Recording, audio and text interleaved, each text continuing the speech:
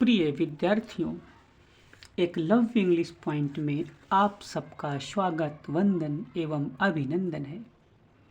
प्रिय विद्यार्थियों, हम लोग ट्रांसफॉर्मेशन के अंतर्गत पैसिव वॉइस की एक्सरसाइज कर रहे थे, जिसमें मैंने एक्सीलेंट इंग्लिश ग्रामर की इंटरमीडिएट की बुक का एक्सरसाइज 10A करवा दिया था।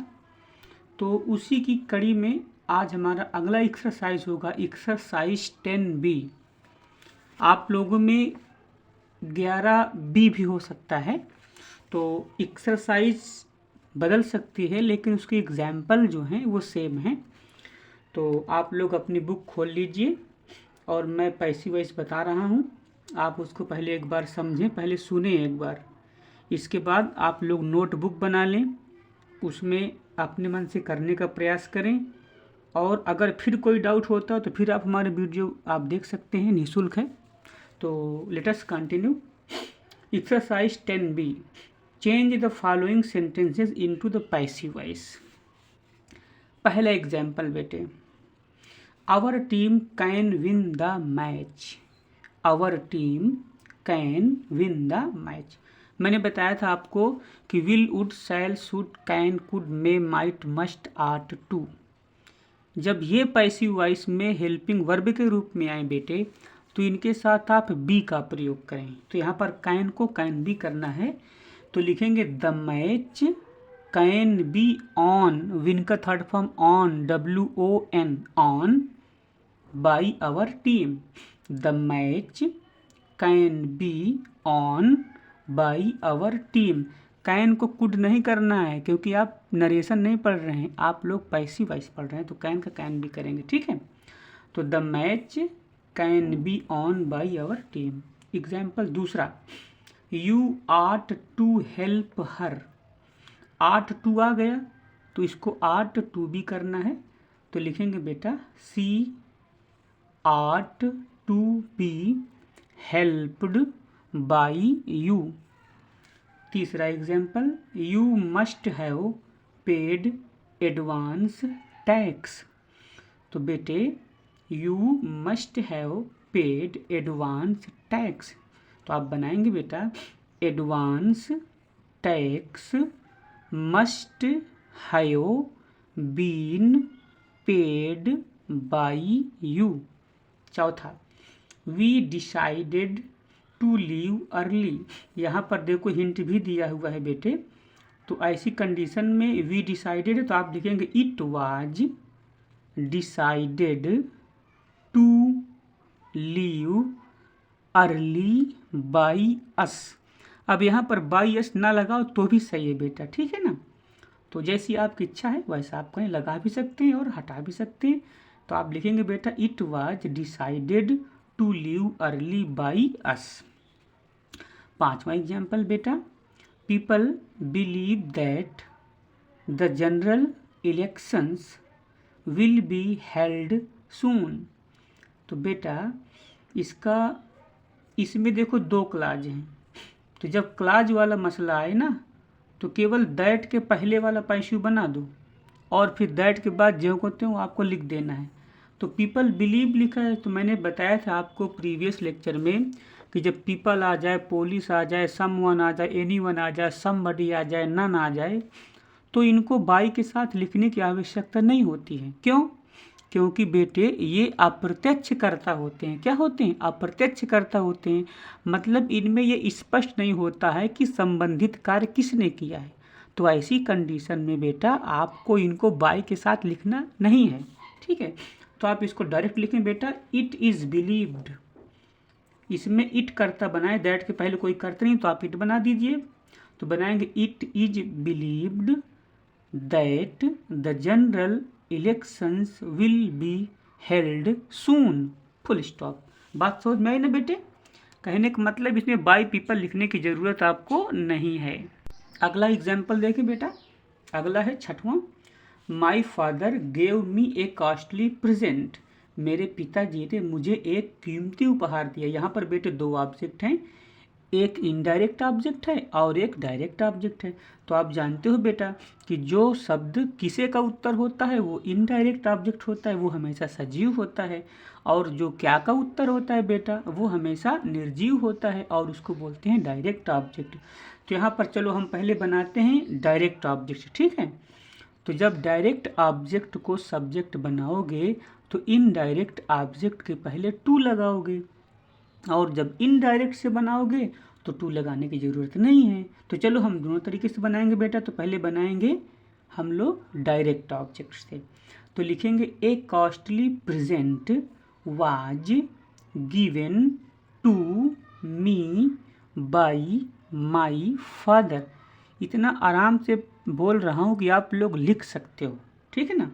और वीडियो को ज़्यादा से ज़्यादा देखो, शेयर करो अपने मित्रों के पास। अथवा I was given a costly present by my father. सातवां बेटा the government business has made him rich. तो इसमें हिम को बनाया ऑब्जेक्ट बनेगा, सब्जेक्ट बनेगा he has been made rich by the government business. आठवां बेटा somebody told us to wait outside। अब यहाँ पर देखो somebody आ गया है तो यह प्रत्यक्ष करता है, तो by somebody लिखने की आवश्यकता नहीं है। तो आप लिखेंगे बेटा we were मतलब where, we were told to wait outside, full stop. नौवां बेटा people love games all over the world. तो यहाँ पर पीपल लव टेंस कौन सा है, प्रेजेंट इंडेफिनिट, और पैसिव वॉइस में आपको पता है कि आगे वाली सहायक क्रिया कहाँ जाती हैं, पीछे, और कंटिन्यूअस में क्या जोड़ देते हैं, बीइंग। तो प्रेजेंट इंडेफिनिट की सहायक क्रिया पैसिव वॉइस में क्या होगी बेटा, इज, एम, आर। तो यहाँ पर लिखेंगे गेम्स, क्या लिखेंगे, गेम्स। अब लगाएंगे गेम्स आर, क्या लिखेंगे, games are loved all over the world. अब यहाँ पर बाय पीपल लिखने की ज़रूरत नहीं, क्योंकि पीपल भी अप्रत्यक्ष करता है ना, इसलिए आप इसको मत लिखो, ठीक है ना। तो आप लिखेंगे games are loved all over the world, ठीक है ना, फुल स्टॉप। बाय पीपल नहीं लिखना है। 10वां इंग्लिश लिटरेचर इंटरेस्ट्स मी। देखो इंटरेस्ट आ गया है। मैंने कल की क्लास में भी आपको बताया था कि अगर कंटेंट और इंटरेस्ट ये क्रिया के रूप में आते हैं तो आप बाय के स्थान पर क्या लगाते हैं, याद है, इन लगाते हैं। क्या लगाते हैं बेटा, इन लगाते हैं। तो वही यहाँ पर आपको करना है बेटे। तो आपको लिखना है I am interested in English literature. I am interested in, by नहीं, इन इंग्लिश लिटरेचर। अगला बेटा योर बिहेवियर अलार्म्स मी। यहाँ पर देखो अलार्म आया है। मैंने अलार्म के बारे में भी आपको बताया था, अगर याद हो तो मैंने बताया था आपको पिछली वीडियो में, नोट कर लो, याद कर लो। मैंने कहा था surprised, astonished, disappointed, distressed, displeased, alarmed. इनके बाद एट का प्रयोग होता है, कहाँ, जहाँ पर आप बाई लगाते हो वहाँ पर क्या लगाएंगे बेटे, एट का प्रयोग करेंगे। तो यहाँ पर भी आपको एट का प्रयोग करना है। तो आप लिखेंगे आई am alarmed at your behaviour. Behaviour मतलब व्यवहार होता है। तो आई एम मतलब तुम्हारे व्यवहार ने तुम्हें चौंका दिया है ना। तो I am alarmed at your behaviour. अगला Newton discovered the law of gravitation. मतलब न्यूटन ने गुरुत्वाकर्षण के नियम की खोज की। आप सब साइंस के स्टूडेंट हैं, आप सब लोग जानते हो ना। चलो तो लिखेंगे the law of gravitation. The law of gravitation was discovered by Newton. अगला बेटा the teacher didn't allow him to enter the classroom. तो यहाँ पर क्या करेंगे बेटे, हिम को बनाओ सब्जेक्ट ऑब्जेक्ट ही में ना, तो लिखेंगे ही। अब ये देखो टेंस कौन सा है, पास्ट इंडेफिनिट। और बताइए कमेंट लिखकर पास्ट इंडेफिनिट में पैसिव वॉइस की सहायक क्रिया क्या होती है, तो एक कदम आगे वाली बोल दो, वाज और वर। सब लोग बहुत तेज हो, सब तुम जानते हो ना बेटा। तो लिखेंगे ही वाजंट। भाई ये लिखिए डिडंट, तो तुम भी लिख दो वाजंट, मतलब वाज नॉट। तो he was not allowed, third form allowed to enter the classroom by the teacher, by the teacher. अगला बेटा, they were taking out the winning candidate in a procession. तो यहाँ का जो ऑब्जेक्ट है the winning candidate, तो आपको लिखना पड़ेगा। देखो टेंस कौन सा है बेटे, पास्ट कॉन्टिन्यूअस। और जितने भी कॉन्टिन्यूअस हैं, चाहे प्रेजेंट कॉन्टिन्यूअस हो, चाहे पास्ट कॉन्टिन्यूअस हो, फ्यूचर कॉन्टिन्यूअस तो पैसिव बनेगा ही नहीं।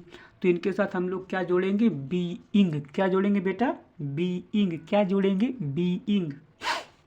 तो आपको लिखना है the winning candidate, the winning candidate was being take took taken, तो लगाना पड़ेगा टेकन। तो the winning candidate was being taken out in a procession by them, by them. अगला बेटा, your behaviour has greatly astonished me. देखो यहाँ पर फिर से एस्टोनिश्ड आया है, और मैं फिर से बता रहा हूँ आपको कि याद कर लो, लिख लो। Astonished, surprised, disappointed, distressed, displeased और अलार्म्ड।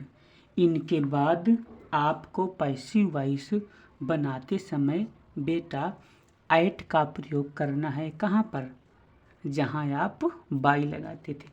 ये क्लास आपको बिल्कुल जीवंत क्लास लगेगी, आपको लगता होगा कि हम क्लासरूम में बैठे हैं, क्योंकि हमारा जो लहजा है बात करने का वो ऐसा है जैसे हम बच्चों से डायरेक्ट जुड़े हुए हों, क्लास में हों।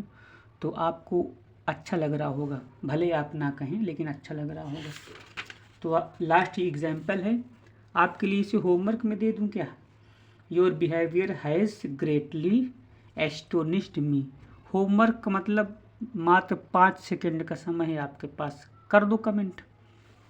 5 सेकेंड है, 1 2 3 4 5, ख़त्म टाइम, आपका टेस्ट हो गया। अब मैं बता रहा हूँ, तो your behaviour has greatly astonished me, तो लगाएंगे I have been greatly astonished at your behaviour. तो बच्चों हमारी क्लास आपको कैसी लगी। अच्छा, कुछ बच्चे कह रहे हैं कि 5 सेकंड में कौन लिख पाता है, लिख नहीं पाते हो तो आप लोग सोच सकते हो ना, अपने माइंड में सोच लो। भाई मैं समझ रहा हूँ कि 5 सेकंड में आप लिख नहीं सकते हो, तो कम से कम सोच तो सकते हो। तो भाई हमें किसी को दिखाना थोड़ी कि हमको आता है, अपने मन में आप लोग अंतर मन में रिवीजन कर लो कि हमको आता है, हम समझ जाएंगे कि आपको आता है। तो बच्चों हमारी क्लास आज की कैसी लगी, उम्मीद है आपको बहुत अच्छा लगा होगा। Thank you, best of luck, take care, bye bye.